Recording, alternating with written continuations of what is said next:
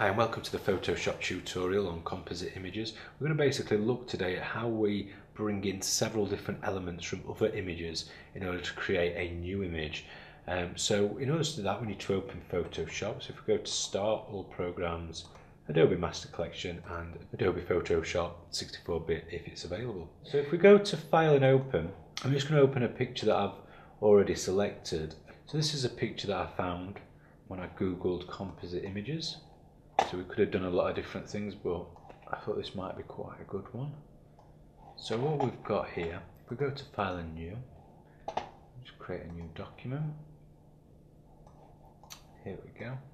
Now I think it's important not to use a tab viewing layout for when you're making composite images, because I do find it easy to have panels that you can drag and drop elements from. So the first thing we're going to do is we're going to have a look, and you can see that on the original document we've got some sort of background. So I'm just going to try and find a similar sort of background now, or something that we could use as a background.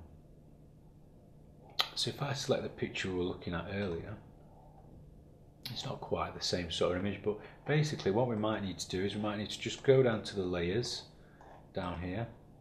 Let's move this to the side. I'll zoom out slightly so you can see this. Here we go. And double click on this thing, the little padlock, click OK. That'll allow me to move this image into a new image. So if we drag that in, now it looks to me like what has been done here is potentially that this has been dragged in several times. Oh, apologies.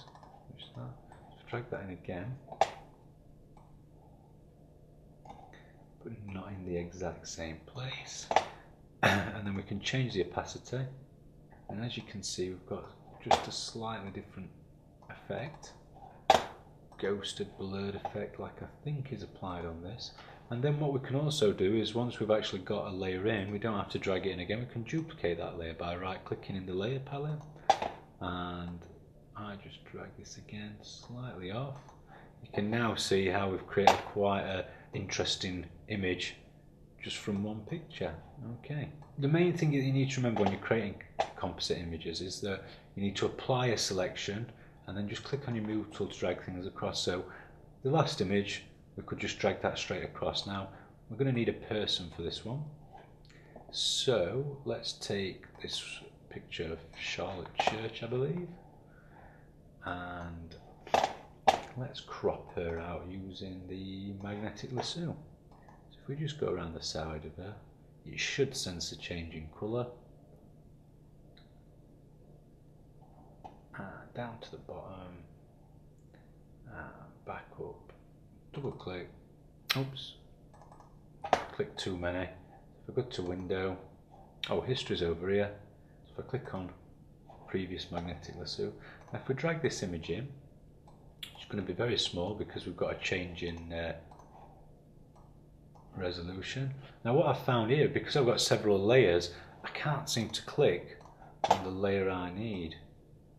I've just had to get exact, but if you find that's a problem, what you can do is you can click on the auto select up here, and that just turns it off, so no matter where I click, as long as the layer I've selected, as long as I've selected the right layer, it should only move. So if I click on that now, and then make her quite large, too large though. So as we can see, we've got that in there.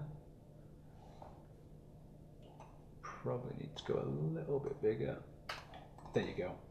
Okay, so we've got that in. Let's have another look at his original picture. So I think what they've done here is they've done a bit of an effect on the picture of her as well. So again, if I duplicate this, so I've got that layer in there now, and then what I can do is I can lasso around the face.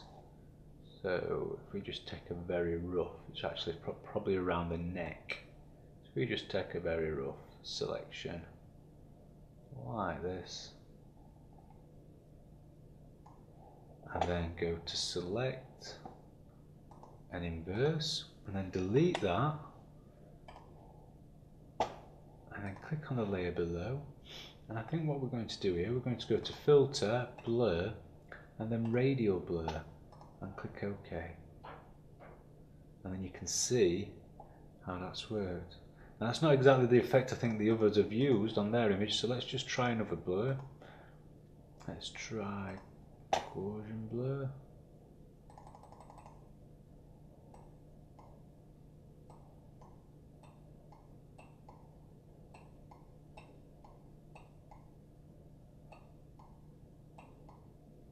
So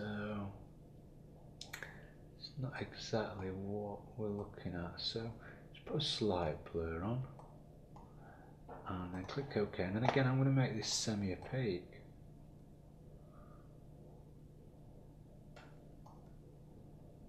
There you go, so you can just see through it slightly.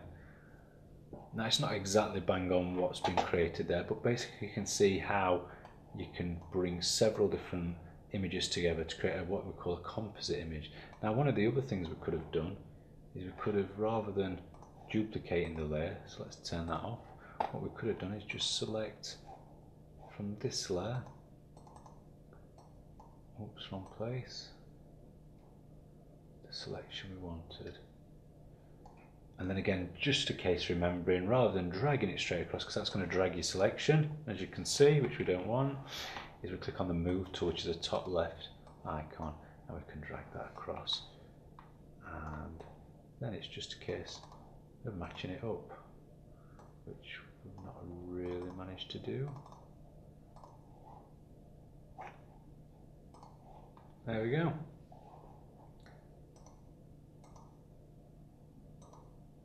So I actually prefer the duplicated one. Basically that's how we create a very simple type composite image. Don't forget as well, when you're making composite images, you have got several layers, so what we might want to do is link these layers of our person by clicking on the little link icon down here, and then link the background together, and then when we move it, it should stay as one. Or, as you can see, the background stays as one. Again, it's just a case of having a good play about with these things. Thanks a lot for watching the tutorial.